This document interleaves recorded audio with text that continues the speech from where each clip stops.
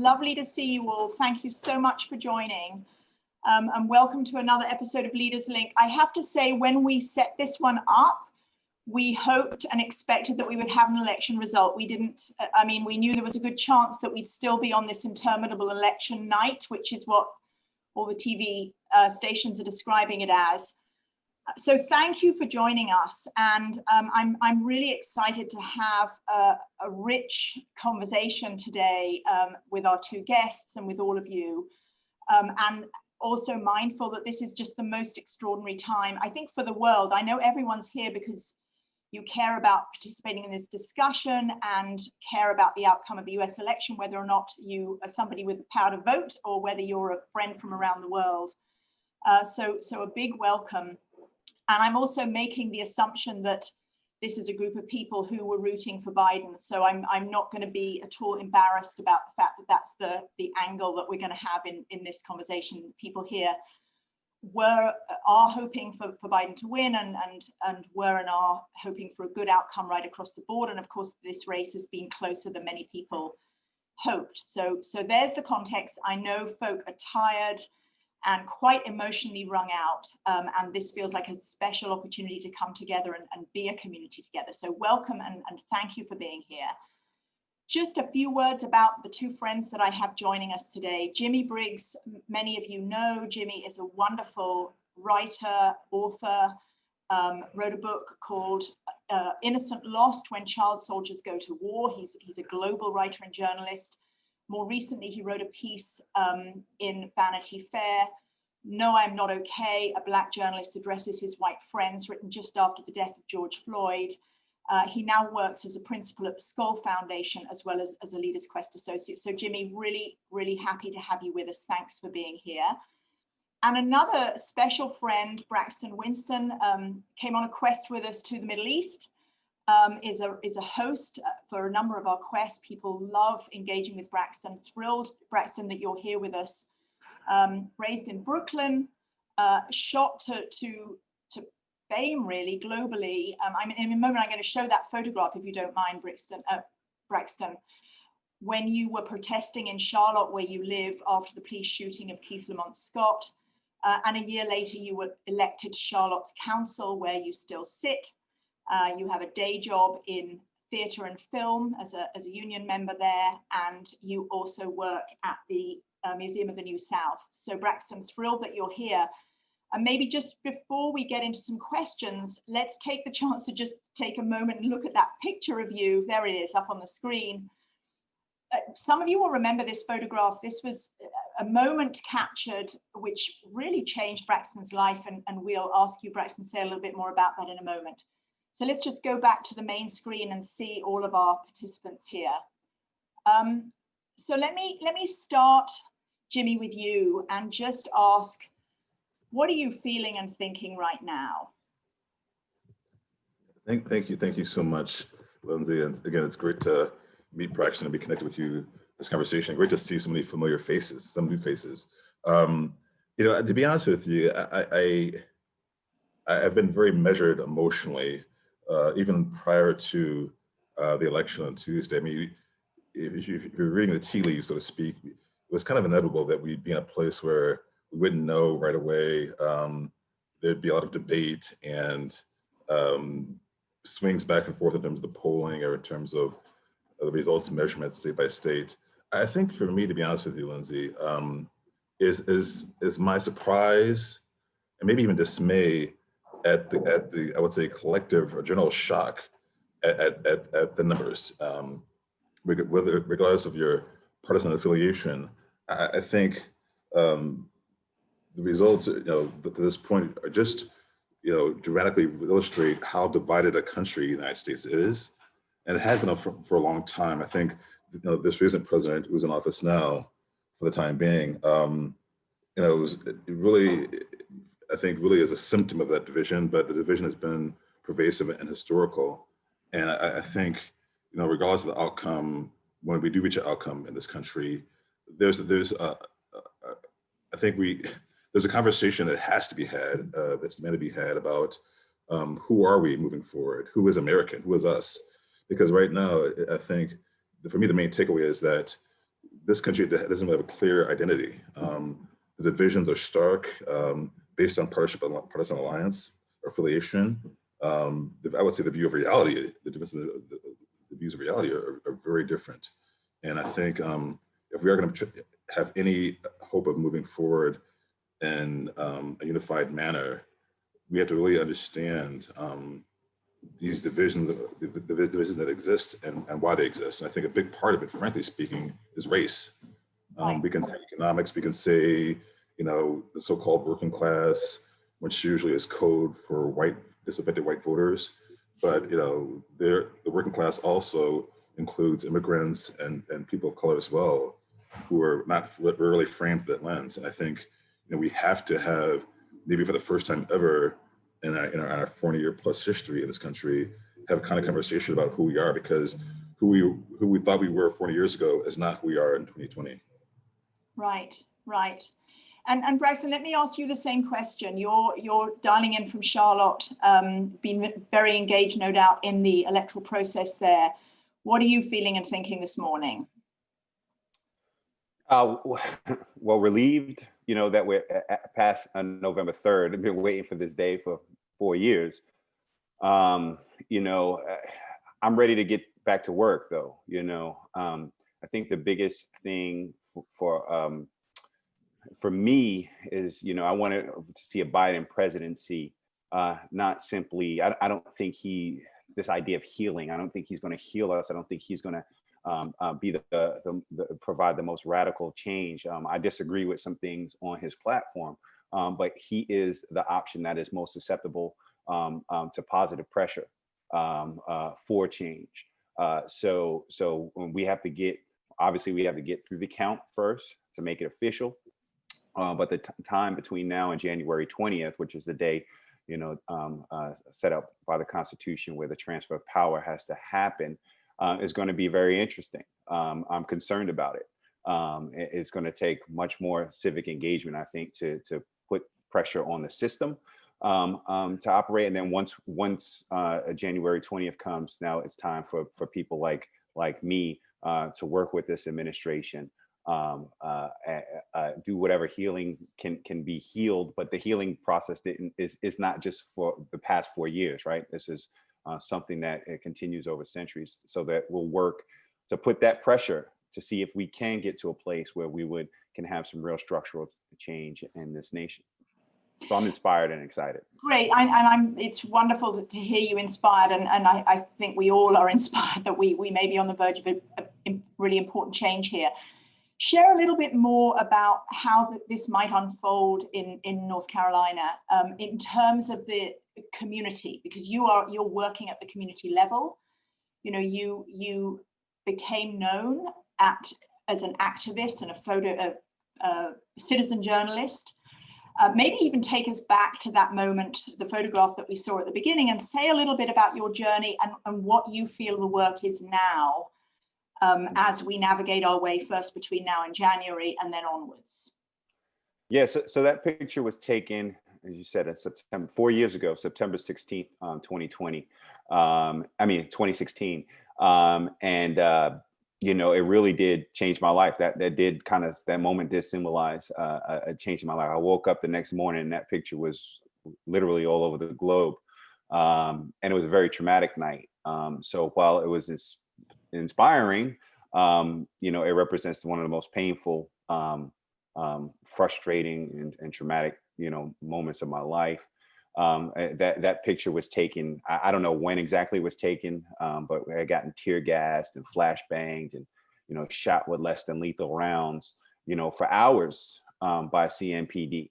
And this was basically because we wanted the folks out there wanted somebody who could be held accountable to come out there and talk to us. We didn't want to talk to those police officers I was standing in front of. We wanted to talk to the chief of police. We wanted to talk to the mayor, city council, whoever can show up. We were tired of saying this is not the time to talk or this is not the place. We were demanding that.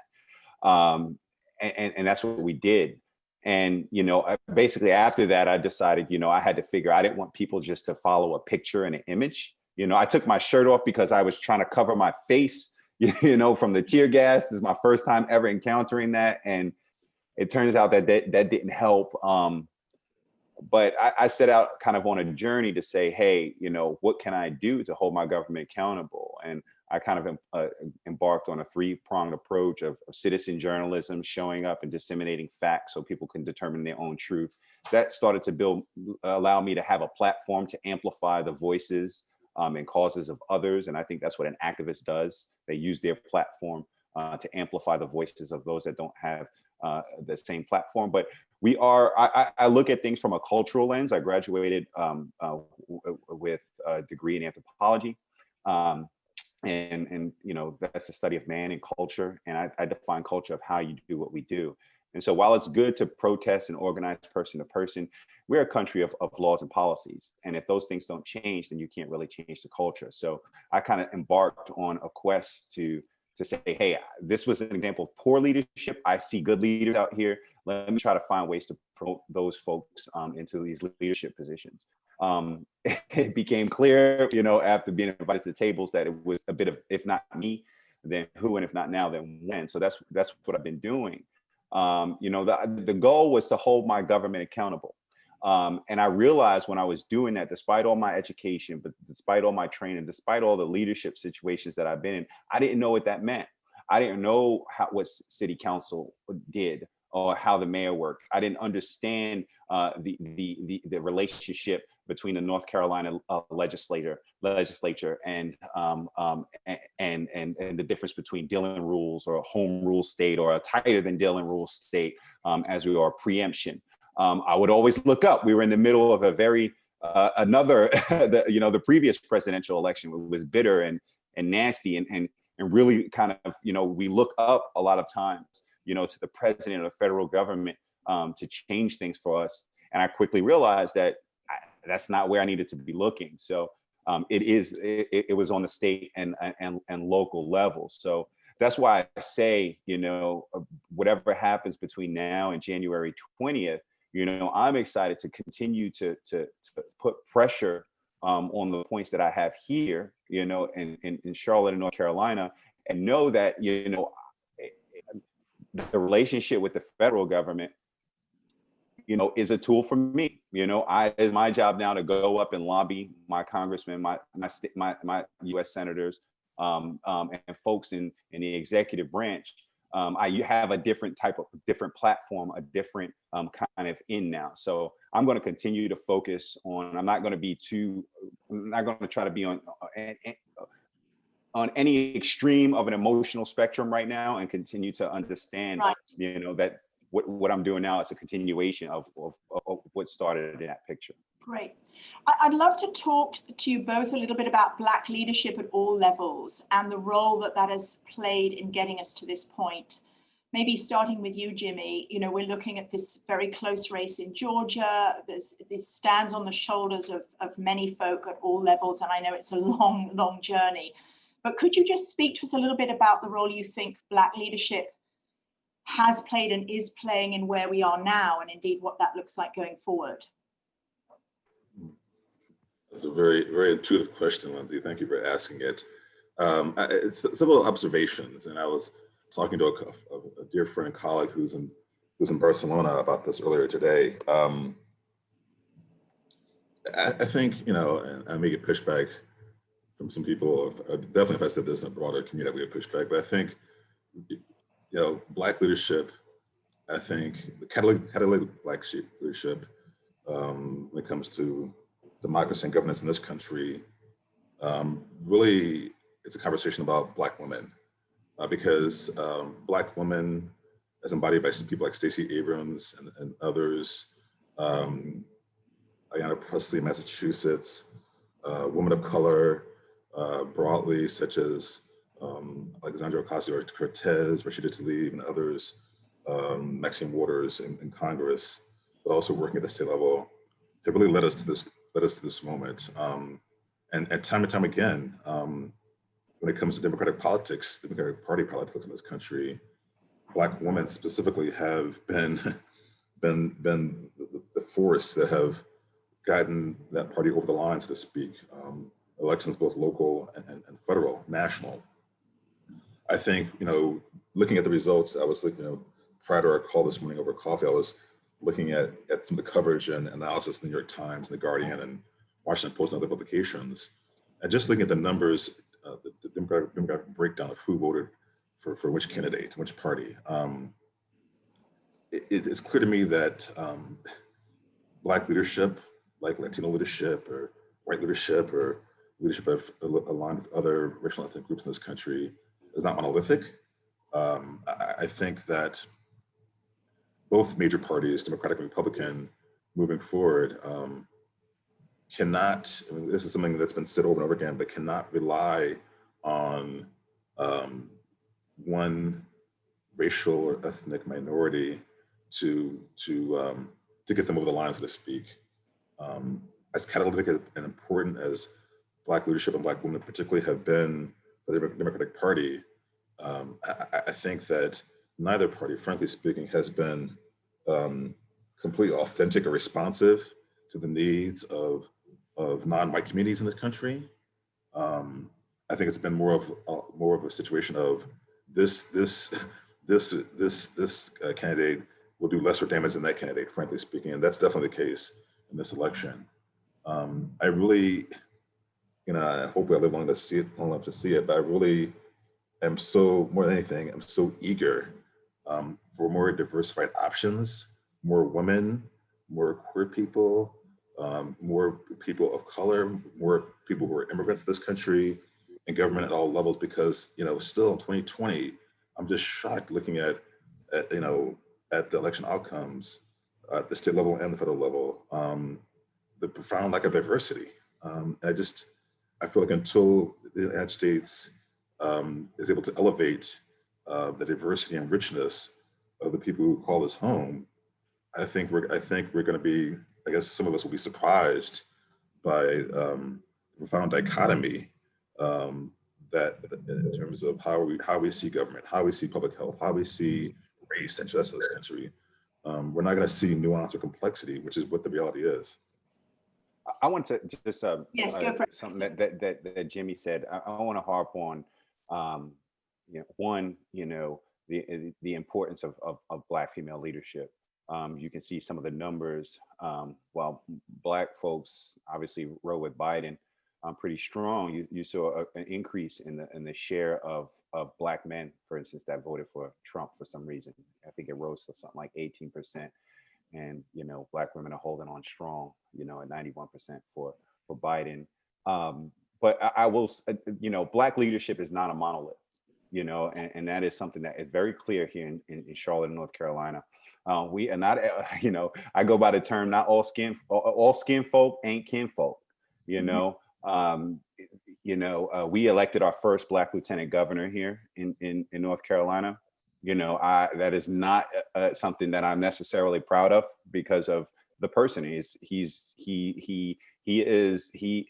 follows all of the language of Donald Trump, and the way he talks about, LGBTQ as a sin, and talking about Muslims as being a danger to the state, this, that, and other pretty terrible stuff, and I learned that here in Charlotte. When I was like trying to figure out what, something doesn't feel right here. We had a Black police chief, but still have a Black police chief, Black mayor pro tem. We've had Black mayors, and learning, kind of diving into it. What I felt, was that it was a lot of times Black folks here in Charlotte, Black leadership that was keeping me out, that they wouldn't accept me because of my hair or the way I came off, but then they would know that, learn that I went to a certain college, Davidson College, which is canonized down here in the South. And then it would be a different situation. Or if I didn't go to a certain church or I didn't participate, like it was Black leadership that would often kind of push you out. And that's what you see a lot of the times, I think, what I'm learning in the overall American South, is that there is a class of Black folks that rise up to leadership, but don't feel like they can rock the boat too much, because they'll be kind of thrown off of the hill. So I think that's something to remember. Also to know that there's a generational shift, what the kind of the legacy of of the civil rights movement, to be completely honest, are some of the things that young people like me, but people even younger than me. I'm 37, so I'm not old, but I'm also not necessarily representative of people 15 and 20 years younger than me. But the legacy of the civil rights movement is something that, you know, folks are really struggling with. And I'll kind of give you a quick example of how that kind of translates structurally in a city. You know, we have a problem in the western part of our city, which is predominantly Black. Again, the historical legacy of the civil rights movement exists out there, but you don't have the type of investment. So you have all of these kind of wealthy and successful Black folks, but their children don't live here, right? They told them, get out of Charlotte, or they told them, go to school, don't become plumbers, don't become carpenters, don't start these small businesses where you come home with dirty hands, you know, but pockets full of money, because we're better than that now.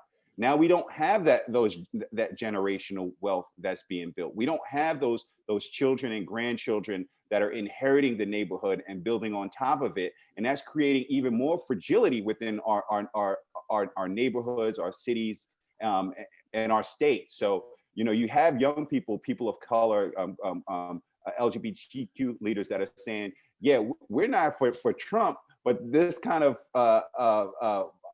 moderation or liberalism that we've been told to follow is not working as well. It's just about as dangerous. So it's important to know that Black leadership is not a monolith. Let's speak a little bit about the complexity of this huge country, and this sense, of course, manifested in the election of polarization, but of course across a spectrum of people. Jimmie, you described to me a trip that you just took with your wife, Linda, going back to both of your home states. You grew up in St. Louis, Missouri. Your wife, I think, is from Wisconsin. I think you took a road trip. Share with us a little bit of a sense of what that was like and all about for the two of you, and what you came away with from that trip. Sure, Lindsay. I guess in summary, my one-word response would be stressful. For a lot of reasons, driving from New York City to the American Midwest, logistically during the midst of COVID. But no, I think, you know, it was a sobering trip. You know, having been a New Yorker most of my life at this point, but being from the Midwest, being from Missouri specifically, it viscerally was a visceral reminder. One that, you know, living in a place like New York City, living on the East Coast of this country, it's very easy to fall into the trap of being in a bubble, during the world for this bubble, East Coast and New York City bubble, bubble of diversity and multiculturalism, and an infinite number of perspectives and lived experiences. And it's much less so in the vast geography of the United States. Which is mostly rural, actually. I mean, the United States is not a country of large urban centers. I think it was a reminder that, I like what I said before, Lindsay. In name, this may be a singular country, a singular identity, but one with complex, often oppositional narratives of the historical narrative of this country, but also the current lived experiences of people who live here in this place, whether you're a citizen or not. I was thinking about what Braxton said. I think, as a journalist, one of the things I love about journalism and storytelling is looking at the present through the past.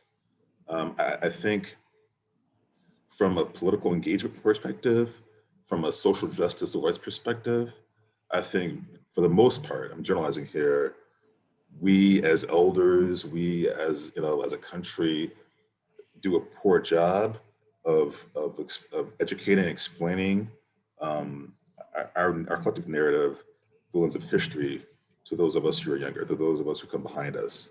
It's a very ahistorical view, and I think that my partner probably gets tired of me saying this. I say it a lot, at home and to family and friends.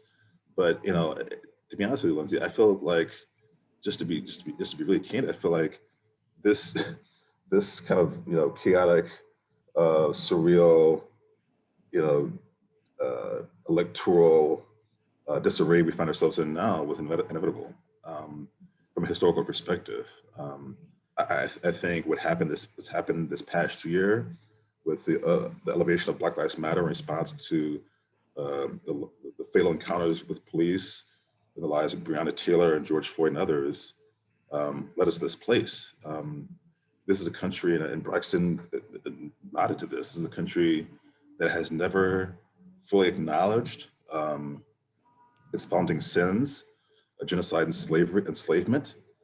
This is a country, the President of the United States, the current President of the United States, and his Vice President recently affirmed that systemic racism does not exist in this country.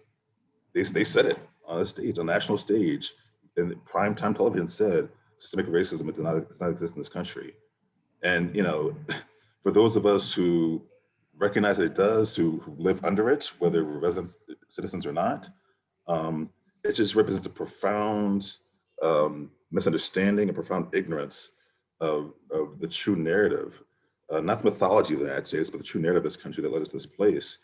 I just feel it was inevitable that we're going to reach a point where, someone like Donald Trump, who uses demagoguery and exploits fears about diversity and representation, would come to ascend to power and bring us to what seems like the verge of a breaking point. I'm sorry. I agree. I agree with Jimmy. It is inevitable. It is, and that's something. What I learned over the past 4 years is that we are civically ignorant. We are unintelligent about the systems that govern us. This great experiment, it is based on this idea of democracy, and democracy is tough. Democracy is something that wasn't really used, before a couple 100 years ago.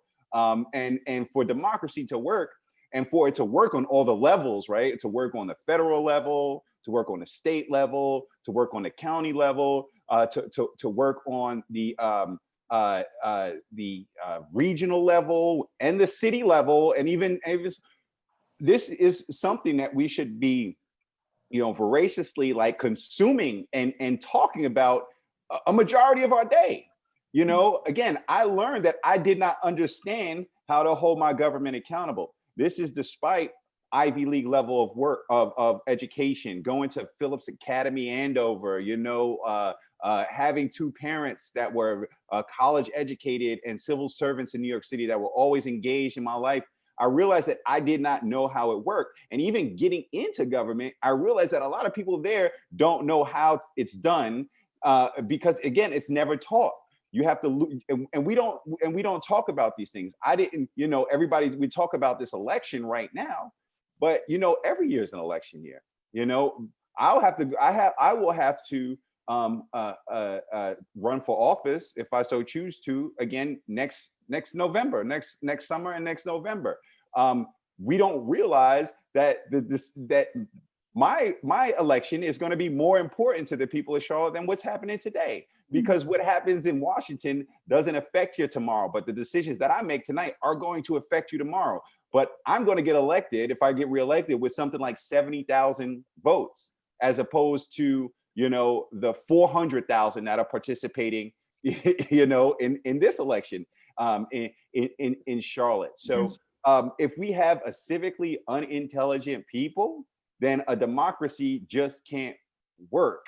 And so the demise will be inevitable if we don't do the work. And that's, again, that is not 4 years of work we have to rebuild. That's centuries of it. I think it's really, really powerful points you're making, and big echoes of that in probably all the countries that are represented here, but it's a really valuable point. Let me just, as we're coming to the end, we've got about another 15 minutes together. Let's come back and assume that Biden and Kamala Harris win this election and we muddle our way through and get to January. What do you think they most urgently need to attend to And of course, there's the limits of what is and isn't possible. But what would you like to see from them to help signal and take us forward on this process, and perhaps also a reflection on what that means for other leaders, including for each of you personally, and some of the things you want to prioritize going forward. I know we're tired, so it's a little bit hard to think about what's the next I'm thing. energized, Lindsay. I'm energized. I'm going to start with you, Braxton, because you're super energized. I feel Jimmie is more tired, so I'm going to give him time to rev up. Yeah, so he also has a small baby, by the way, so here's that as well. Yeah, no, again, let's go back to civics. Democracy is not about what any one person does. Democracy is about what we demand. So one, I hope that Joe Biden will be. I'm not looking for him to heal us or anything like that. What I want him to be is to be open to criticism, and to be open to finding common grounds, and to be a true arbiter of this democratic republic. And so what I'm really hoping is that these coalitions that have formed, that folks don't get tired, that folks continue to be energized, and folks continue to organize, that folks will turn around and realize, okay, this election is done. Now we got to get to our local elections that are coming up. So new folks run, new ideas are put on the ballot. We challenge the status quo in our state houses, and we continue to put pressure on the system. And again, that is not going to start or finish with Joe Biden. That is going to be up to people like that are in this room right now. And not just I ran at large, which means that I'm elected by the entire city. I could have run in a district and only been elected by those people in that district. The reason I ran at large was I didn't want anybody in this city to tell me that there was any place in this city that I couldn't go, or any issue with under the purview of the city that I couldn't deal with. And I hope everybody kind of takes this at large mentality to know that what happens here in Charlotte, what happens in Mumbai, what happens in London, what happens in Brooklyn really does affect us all. And if we can't necessarily have an effect on those systems, we can learn from those systems, and we can advise into those systems. So I'm hoping that we continue to kind of, I like to use Venn diagrams as analogies often. I hope we can continue to intersect our circles and find those common grounds and really continue to apply the pressure. Brilliant. Thank you, Braxton. Jimmie, over to you. Lindsay, I am not tired. I'm not tired at all. I'm just playing the long game. I'm playing the long game because I recognize, I think we all can recognize, especially doing work around, transformative social change, justice work, good governance work, self-care, and the bit of burnout is real. I think about this a lot. As a journalist, I was able to spend a lot of time in my home community and cover the aftermath of the Ferguson uprising in 2014.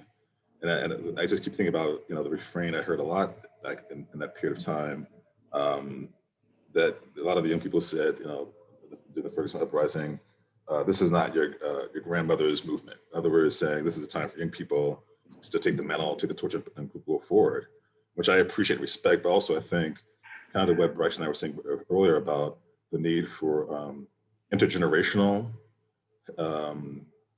mentorship and allyship. I think those of us who are older, who may be elders, we're still here. We're not done. I'm not done yet. I'm still here, and we have to do the work to not only make sure that this moment, the moment we're in as the United States, that this moment we're in as the United States is contextualized globally, but that this moment is memorialized for those who come behind us, so that my kids, other people's kids on this call, are those yet to be born, they understand this moment and their time of consciousness and activism. And that we actually were able to heed the lessons, to recognize the threats this moment has posed to us as a country and globally, but also, and Braxton embodies this, and also honor, acknowledge the light in this period right now, and hold that light as inspiration, again, for those of us in this moment, those who come behind us. And I think, you know, right now I'm working in philanthropy at the Skoll Foundation, but I'm still a writer, I'm still a storyteller, messenger. And, you know, that work will be ongoing until, you know, until my book, you know, the chapter book of my life is concluded, and then others will carry that story forward. That's how we have to look at this. This is intergenerational. It's intersectional. It's not a dichotomy of black and white in the United States. You know, on a very, I think sometimes we think of it esoterically, but this is a country of extraordinary diversity. And you know, the results we're seeing of this election bear out that it's not just black white. It's black, white, Latino. It's black, white, it's immigrants. It's black, white, and Asian American. You know, it's black, white, and it's Jewish, and it's Muslim, it's Christian. And so I just think we have to, you know, I think there's beauty in this. There's something special about this country in that, like, acknowledge the breadth and depth of our diversity and differences, and see those as the strengths they are, not just in social life, but also in our governance process and our representation, the democratic representation. Because as Braxton said, I mean, you know, empires, you know, history tells us empires do fall. So it's not dramatic to say this could be the, you know, end of this experiment, the beginning of a new one. But, you know, and sometimes empires falling, you know, often empires falling is a good thing, you know, whatever that fall looks like. Maybe it opens the way for a brighter, better chapter of the story. And I think, you know, Biden and Harris, for me, having a woman who, with a Jamaican father, an Indian mother as vice president, I'm so excited about that. That's huge. The woman who's the child of two immigrants, that's amazing. Like, that's the American story. That's what we have to embrace and hold up. And I look forward to more Kamala Harris's moving forward, you know. Wonderful, thank you. Now we've just got time for 2 or 3 questions. I would love to ask people who'd like to chip in, just either wave to me on the screen or raise your hand in the participants section, but let's hear from some voices. Please be bold and go for it.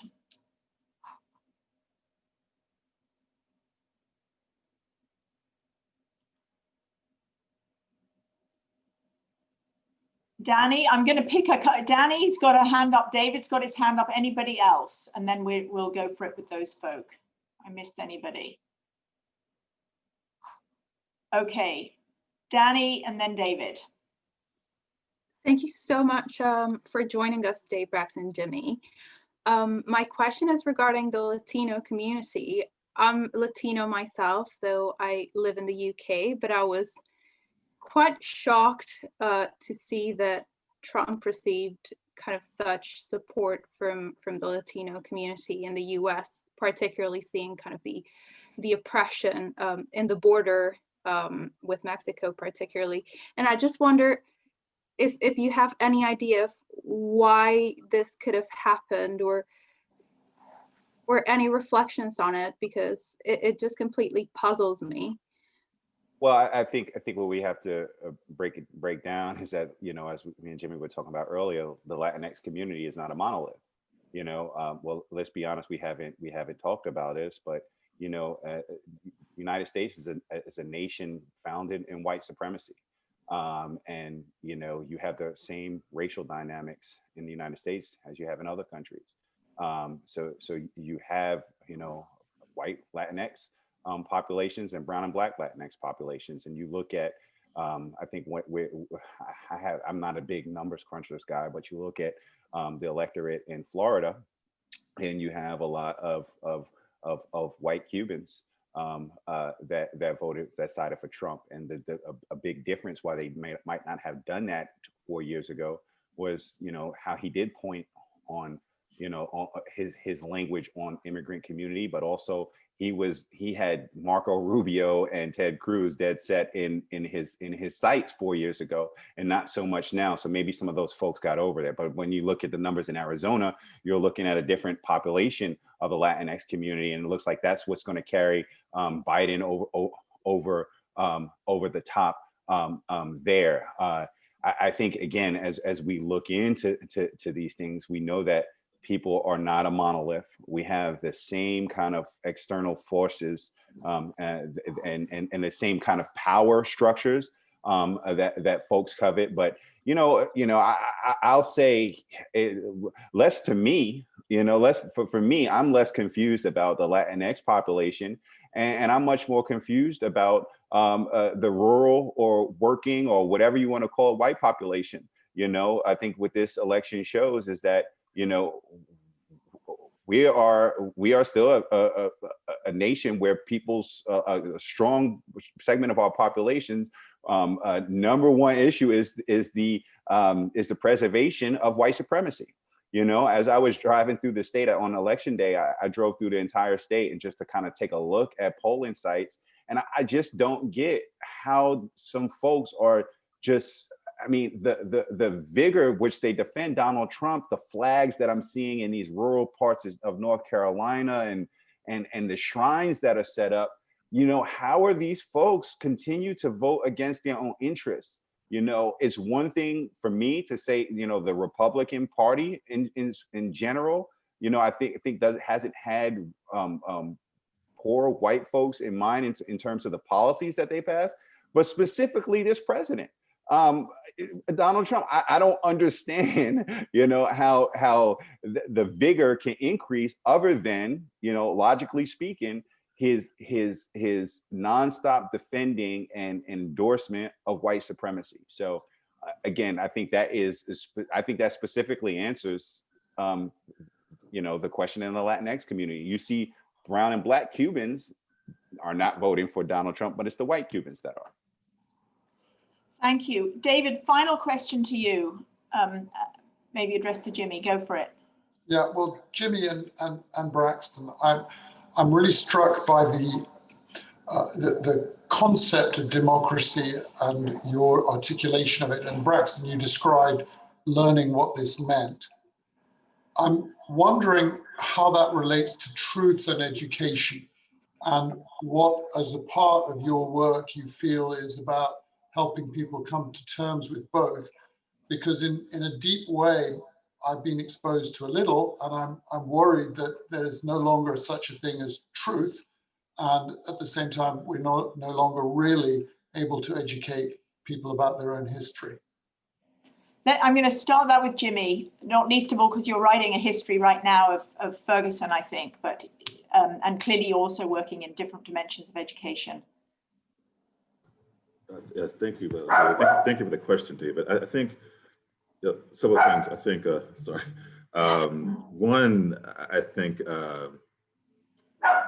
education can take many roles. I think as a journalist, and what you said is so true, David. It hurts me to admit it. It's true. At least in this country, probably globally, through the lens of quote unquote fake news, that moniker.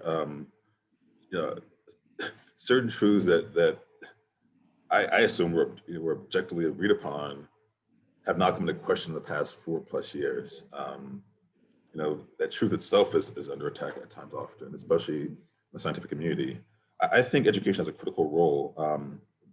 As a writer, as a journalist, I think now as much assailed as journalism is institutionally, and at times it should be critiqued and challenged.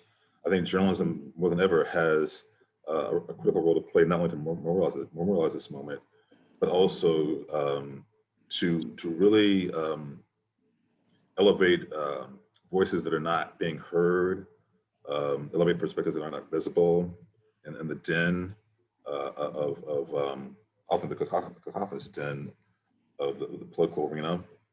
I think in formal education, in the classroom, teachers, schools, educational organizations here in the United States, there's an organization called Facing History and Ourselves that creates social justice, intersectional social justice-based curriculum to talk to young people about not only moments in recent history through the lens of justice and accountability, but also to talk about contemporary issues, whether it's white nationalism, whether it's the genocide in Rwanda, whether it's the pandemic itself globally. I think, non-governmental organizations working in the educational space have a role to play.